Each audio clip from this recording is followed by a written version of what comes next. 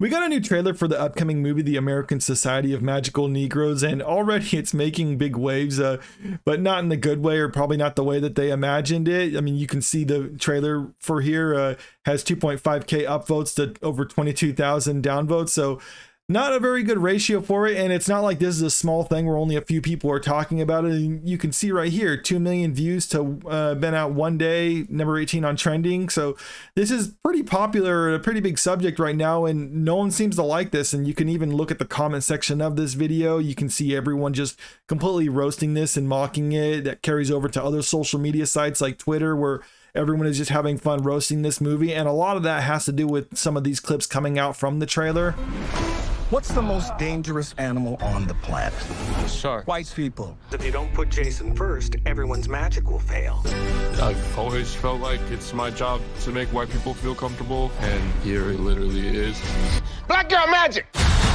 So we got this article from IndieWire just kind of giving it a little bit more details about it, saying things like, okay, it's starring Justice Smith. Yeah, we can get that from the trailer. And he belongs to a magical club that makes white people's lives comfortable.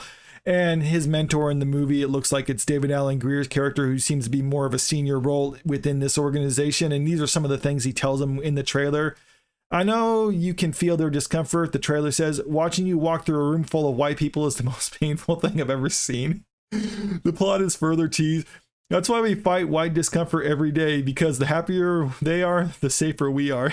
And it's comments like this is why I think this is getting a lot of pushback, because not only is it playing the whole white fragility angle, which is saying like white people are so fragile, you need to basically cater to them at every whim, so otherwise they'll get upset and be dangerous sort of thing. But also at the same time, it's very racist towards black people, because it basically implies that white people are superior to black people, and if black people don't just submit to them, then they'll be in a danger sort of thing, which is obviously not the case. I mean, everyone is equal. I mean, you don't have to have one group submitting to the other, and one group doesn't have to have the other group cater to them. But that's kind of what they're saying. But jump into back to the first paragraph in here.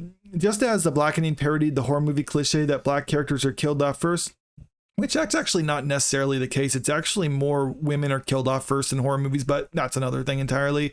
The magical Negro trope is now getting its own satirical take. And I think that's something that a lot of people are kind of missing from this, is it's a satire. But the question is, how are they actually going about tackling this satire? Because you look at the Wikipedia page, the magical Negro is actually a trope in movies. And I do think it is fair game to kind of satirize this type of trope. And for people who don't know, this is kind of what this Wikipedia entry says about it. I mean, it is Wikipedia, so take it with a huge pinch of salt, but this is what it has to say. The magical Negro is a trope in American cinema, television, and literature. In the cinema of the United States, the magical Negro is a supporting stock character who comes to the aid of white protagonists. In a film, the magical Negro's character often possesses special insight or magical powers, have long been a tradition in American fiction. Wikipedia also has this entry talking about certain examples of this in cinema, and while some of them I say are probably fair, other ones I think they're kind of reaching. Like right here, this is one I saw earlier, Lawrence Fishburne in The Matrix, and this is a good example because Lawrence Fishburne wasn't initially offered the role. It was Sean Connery, and he turned it down. I believe this is the role he turned down for that movie. I know he turned down something.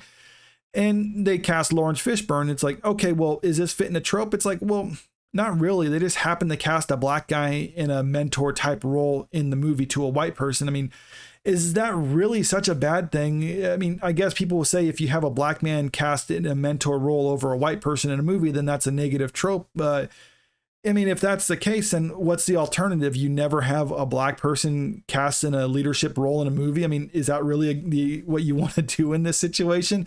And also, let's say you just reverse the races in that and you have a white person as a mentor to a black person. Well, then congratulations, you got the white savior trope that people complain about too. So either way you cut it, there's really no way to deal with this unless people are saying you should just have segregated movies where you just have all white movies or all black movies, which I think is pretty stupid and pretty racist if you ask me. But I don't know, maybe I'm just old fashioned that way and I don't think that you should segregate certain things, but you know, whatever. I mean, that's what some people are trying to go for these days. And that's why I think there's some wiggle room with this movie, because with it being a comedy and a satire, I'm just kind of curious how they're actually going to tackle it. Are they going to try to basically mock the people who would complain about these type of tropes? I mean, I think that's possible, but I really do have my doubts in current Hollywood. I think what they're doing is kind of taking this like sincerely and playing it at face value, kind of like Jordan Peele did with Get Out, where you get the people who like say like, this is really how the world is and we're going to laugh about it sort of thing. And to me, the humor I get from stuff like that is I laugh